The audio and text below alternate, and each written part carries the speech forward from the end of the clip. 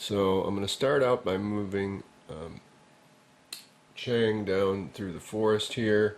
So that moves him to M6. So we check that space and there's no effect. And then everybody else will shuffle up one. And then we will move Chang forward again. And he's now in M7. And nothing there. And now into M8. Nothing there. Okay. Let's see. I think we can go ahead and move into M9 as well. I believe that's where we were at before. Right, S3, but S3 has already happened, so we don't need to worry about that.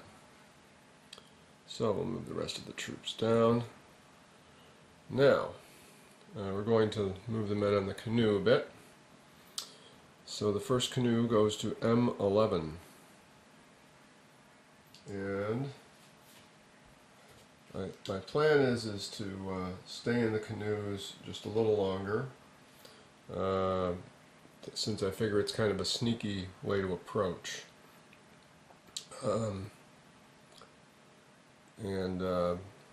We'll see what happens. At least we're definitely planning on sneaking under that bridge. Okay, no encounter there, so we'll move up the other canoe. Actually, it would have been this encounter, but that already happened. Now we move under the bridge, so that's M12. Now the interesting thing is, I don't know if it knows if we're under or over, so hopefully they've taken that into account. So M12. No encounter. So, okay, good. Alright, then we'll move these guys up. Now I'm going to move my other guy. So this guy is going to move to M10. So Chang moves to M10. Another encounter with the sentry. So everybody else shuffles down. I kind of like the idea of having somebody from the building, or from the rubble at least, who could cover for us. So let's try that. We're going to beach this canoe right here to the bridge, and we're going to drop off, let's see, we have a choice here of Eaton or Davis. Let's see, Eaton got good perception, so we'll go with him. So he's going to do his free stat. Let's see. Yeah, we'll going to move and then potentially crouch with him depending on what happens there. So he moves to L12.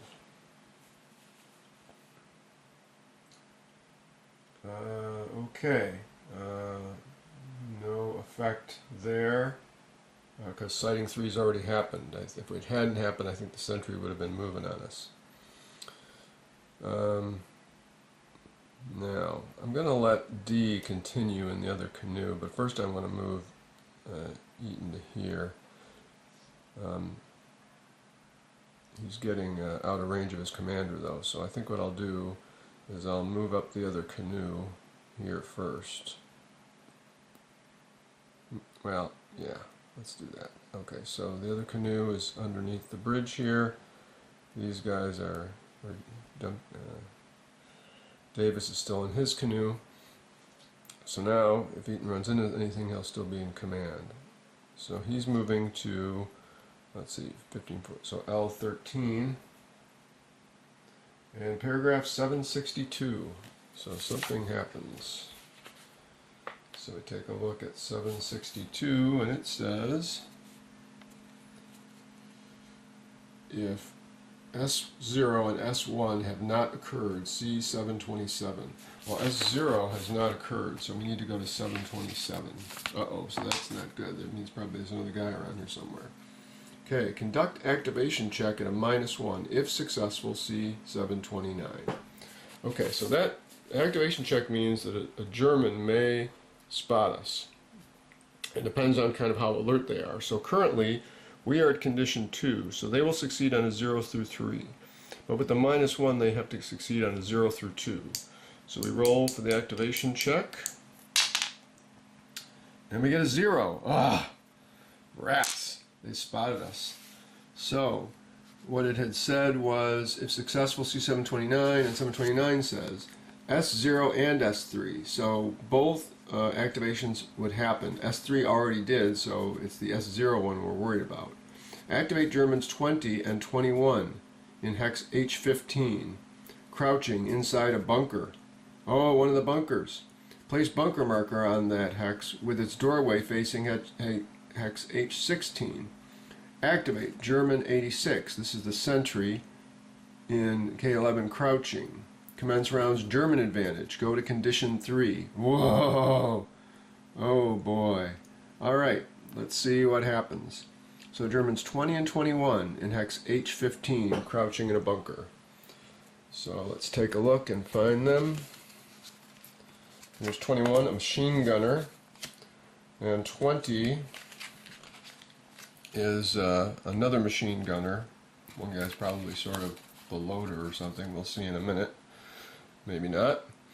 And bunker in hex H15 with the doorway facing H16. So H15, doorway facing H16. Oh, so that's where one of the bunkers is. Okay. Well, the bad news is they've spotted one of our guys. Now, the interesting thing is I suspect if we'd continue down the river, we would just out of sight of this particular bunker. Very interesting. I wonder where these other bunkers are. All right. Now, he gets to make a free stance change. Hang on a second. Okay, so I was just double checking that. Yes, he does get to make a free change during operations, a free stance change at any time after he makes whatever paragraph check he would have had to make for stepping into space. So my plan is that he is going to dive for cover and drop prone. That won't make him, normally inside of a building, if he'd been prone by a window, you wouldn't be able to see him at all. But I believe with the rubble there, the building is considered not to be the case. The building actually may still be the case, but I think since I'm near a doorway and not a window, I think they'll still be able to see me. We'll check on that in a minute. Meanwhile, so we have X and N here, and what it says is that I'll just flip them around a bit. So N is the main machine gunner. It says on his first turn he'll use order 815, fires machine gun unless wounded, and GE21 is not wounded. Assist GE21 in this case. So basically the guy who's less wounded will always fire, and the other guy is going to be assisting. And we can see here, this says on first turn use 815, assist GE20 in firing machine gun. Otherwise they swap. So now, hopefully, by the time I get into action rounds, maybe I'll be lucky and they won't be able to see my prone guy, but at a minimum, at least, he's prone in rubble, so that should help. And he may still get the benefit of the building when I check the rules on that. Now, the other thing I had to do was I had to place their initiative counters here.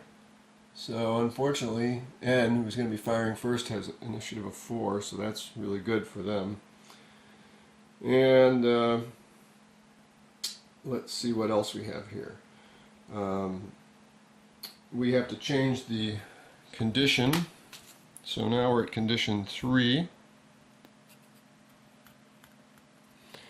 And sighting 0 has occurred. And